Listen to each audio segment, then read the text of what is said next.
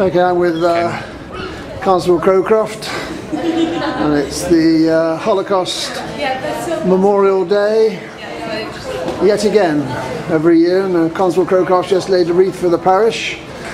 Is that all we can do to remember these people? Well, the wreath laying, as you know, comes at the end of the service, which is an extremely moving combination of readings, the address by the bailiff, bringing us up to date with much more recent genocides than those perpetrated in the Holocaust. And I found the bailiff's account of Darfur this morning particularly moving. And so I think when we perform this act, we're thinking not just about the Holocaust, that is the main purpose, but also of the other genocides that have happened since. Well, of course, genocides are nothing new, unfortunately. The British have committed their genocides around the world, and I think North and South America, Tasmania, we've wiped out an incredible number of groups of people. So there's no particular nation that is blame-free on this issue, but I was thinking more with a view to the future. Obviously, the international human rights movement, it's not very much respected in Jersey, is it? Well, I think Jersey and other democratic countries are moving steadily forward with conventions that recognise the rights of minorities.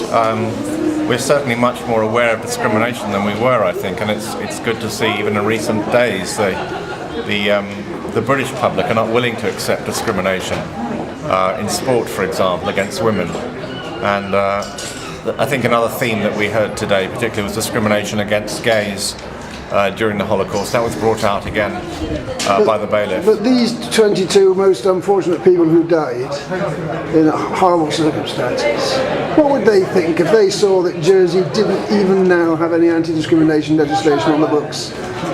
What would they really think about that after all these years? Well, it's something that certainly the states are moving forward on. Deputy Bob Hill, in particular, is doing his best to raise the profile of that in the states and in the wider community. So I think these are all issues that the states is moving ahead with.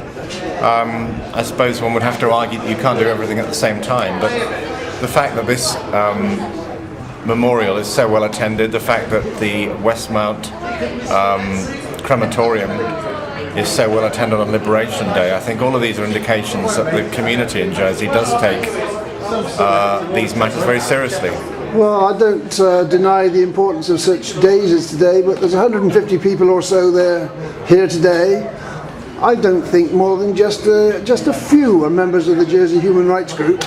And Bob Hill, you mentioned, has been a stalwart on trying to organise a human rights group. I mean, one day a year is not really enough, is it, just to remember these people? I think this is an everyday activity, isn't it? Yeah. No, it is, and I'm sure a lot of the people here and other people who are not here remember the Holocaust and other forms of outrage and discrimination much more than once a year. But it's important we do what we do. I think it's a very valuable day in the year, as are the other days that the island remembers. Okay, thanks much indeed. Thank you.